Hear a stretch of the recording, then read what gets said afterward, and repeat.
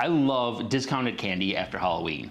But you know what's even better? Getting something for cheap that you don't necessarily like and turning it into something expensive that you do like. I had this thought after loading up on the controversial treat of candy corn. Well, you can turn normal corn into whiskey. Could you turn discount candy corn into a halfway decent whiskey? So I had to give it a shot.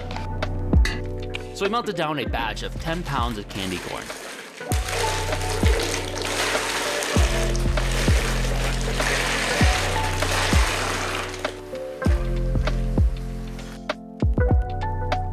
Tuned out the waxy lac that's on the outside of the candy corn, which is actually what makes it not vegan. Poured it into a fermenting jar, pitched it with some yeast, and then let the microorganisms do their thing for 2 weeks. All right, so it's been several weeks now, and we have our fermented mash here. So at this point, we basically made more or less beer. Not too many surprises at this point. They were definitely active, so there's definitely fermentation, and I'm pretty sure we can do a little taste of these and taste at least some alcohol. It's gonna be very flat and very, it's gonna be interesting, I would say. Oh, that's weird.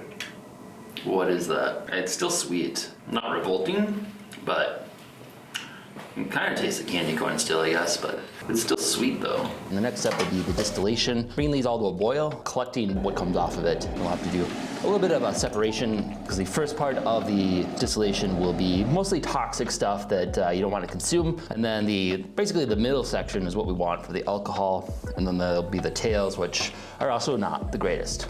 Like it's got the alcohol smell to it, but it's that gross alcohol smell. Yeah. I ended up doing 2 runs to try and clean it up as best as possible. I was left with a very strong result. After that, I poured it into some small oak aging casks, which should age them in just a few weeks. And then I put it to a blind taste test to see if it held up against some similar whiskeys. It would be a toss-up between these two. So out of all of them, I like this one the most. I'm gonna guess yours is number 1. Is it number 1? Nope, number 2. Is it ours? It is.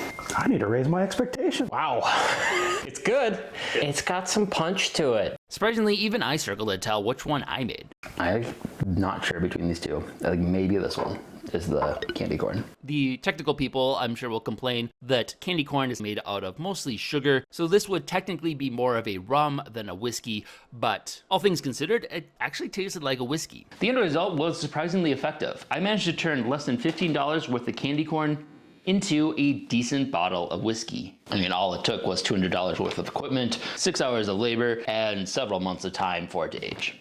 But I got it to work. And now I have the perfect little treat to give trick-or-treaters this year.